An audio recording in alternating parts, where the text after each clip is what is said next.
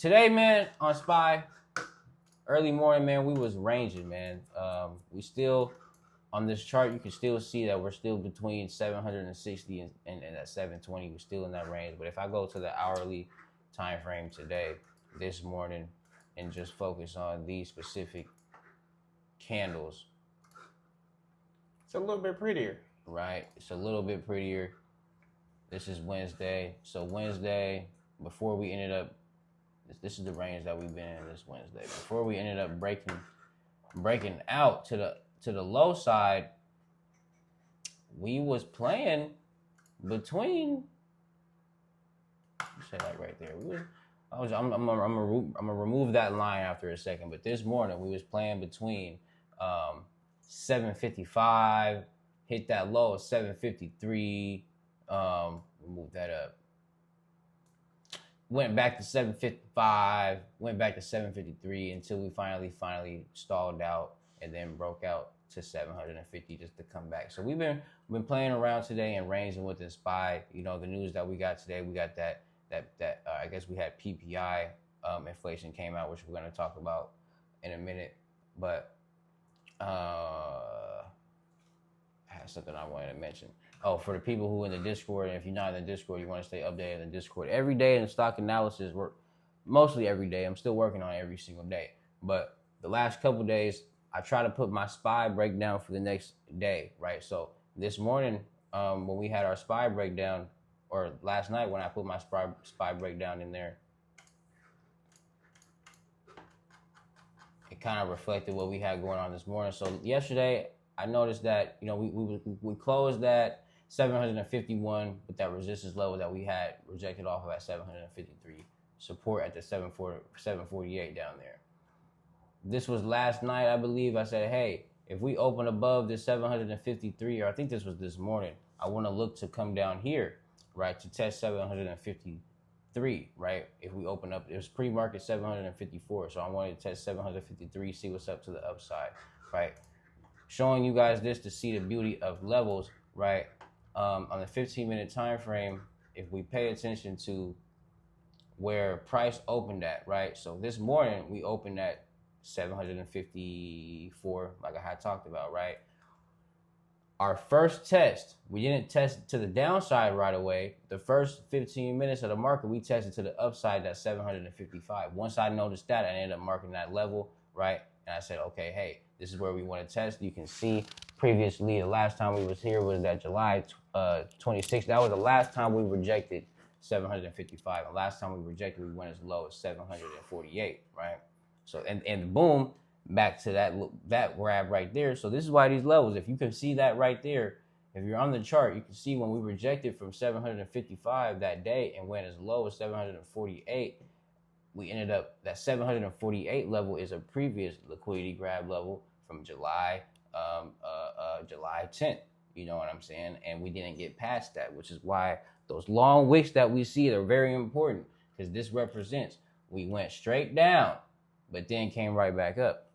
That means buyers came into to control after the sellers took control. Saying that to say, the levels. So sorry, we ended up moving up to this side first, but then you see, and we came and we rejected off that 753 level that I was talking about, and then went right back up to it. Now we rejected it. Now we're at 750, and now we ended up coming back into the range at 754. So market's just been ranging today, finding its footing, man.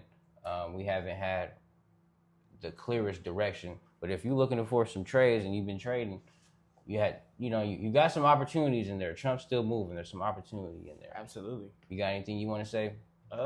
Yeah, just building off of your analysis, just like you said, this is a prime level down here, rejected.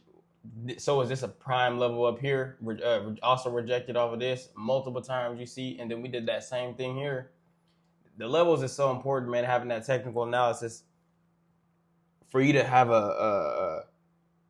it's like the top tier map pointing you where you need to go and where you want to go, right? Official Go Getter put it in the Discord yesterday that this is where he wants to see price go, and it would be nice if price went there. Price did what he thought it was going to do, as well as marking out them levels. It came right back down here to this level again and rejected. So we might even end the week up this high or somewhere around here, maybe the start of next week, tapping off this level one more time, or even crossing through it. But we tapped it twice, multiple times actually. So. And right above that, we got them all-time highs. So, exactly. You know, you can't predict exactly what's going to happen, but you can look at these levels and be a little bit prepared. You know, right. And looking at this, we look at it all the time. Looking at this, you can get a little bit overwhelmed. It can be a little complicated, but hey, I try to make it as simple as I can, and we try to make it as simple as we can, posting it up in the Discord and breaking the charts down here on the screen, man. That's it for the SPY. I just wanted to touch on the PPI because we had consumer price index come out yesterday. Now we got producers price index, right? This is the news that matters, y'all. It gets technical. It gets real. Is that orange folder? Or is that red? Is that considered red folder too? I am not gonna lie. You would know better than me because I don't really know the. I think it would be considered orange. I haven't looked into what red or orange, and is there another color what it represents? Yeah, but red folder is gonna affect the market. Absolutely. Orange folder, like it maybe affect it not as much as red. I think there is another color. I think it's yellow folder. I was gonna say yellow too. And that usually doesn't affect the market as much. Yeah. Maybe the next day or something like that. But orange is I think this is. I want to bet on the fact that this is orange. I don't think it's red. I don't think it ain't red. If it was red, man, we be looking crazy. Yeah. But it does affect the market though. So for sure. So we can look into that. PPI producers price index. So this is what the producers in the wholesale, what they pay at a wholesale price to get us the consumer goods, right? So economists expected flat 0%, right? They expected a 0% increase and move on wholesale inflation. So this was a downside surprise. This what followed a 0.6% rise in May and 1.1%. Sorry, I read past the result that we had. This month we had 0.3% for the month of June when it came down to wholesale inflation. So it fell a little bit, and why it fell? Good prices dropped 1.4%, and that did most of the damage. Services ticked up just 0.2%, and it barely moved.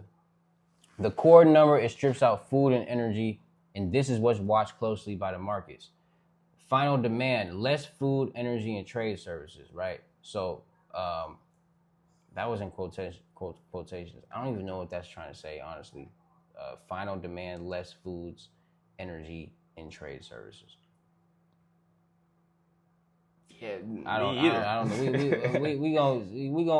We gonna read the rest and then circle back. Rose only 0.1% in June.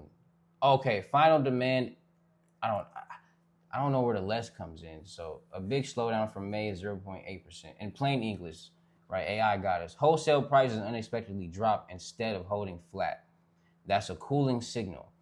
Inflation pressure easing at the producer level, which typically flows to consumer prices down the road. Okay. Good news for the Fed might cut sooner narrative, right? So that is some dope news, right? They expected, the wholesale prices. They said, hey, we don't think that is going to increase in inflation. We don't even think it's going to decrease. We think it's going to stay where it's at. Things is going to be the same. But it went down a little bit for us, right? So they're paying a little less, which means we get a little bit charged a little less, That's what it should mean. So inflation is cooling, and we like inflation cooling down because the more that inflation cuts down, the less likely they do a rate hike. Yeah. And the less. So I'm just gonna pause there before I go on a tangent. Anything you got to say about this, my brother? Yeah, you broke it down perfect. Yeah, man. Or actually, one thing. Mm-hmm. I feel like if the CPI is low, then there has to be a low PPI too. Very just true. Off the simple fact that if they paid less, they shouldn't be charging us like full price. You know what I'm saying? But I would figure that the PPI would be more of a, you feel me? Like instead of the consumer, because yes, at the consumer, we have to pay for those things that we need, but the producer, they have to dish those things out. It just makes sense for the PPI to be lower than the CPI. Guess not though. Yeah. A win is a win at the end of the day. A win is a win, man. Then they came out with it's interesting that they came out with the core CPI, the consumer PCI. price index first, the CPI first over the producer. Right. You know, they do that Tuesday and then came out with the next one Wednesday. So hey, whatever y'all got going on Wall Street, but that's what you guys got going on for the news Monday, Tuesday, Wednesday on what moved the market as far as SPY. And we ready and getting the Bitcoin whenever you ready, man. Let's do it. So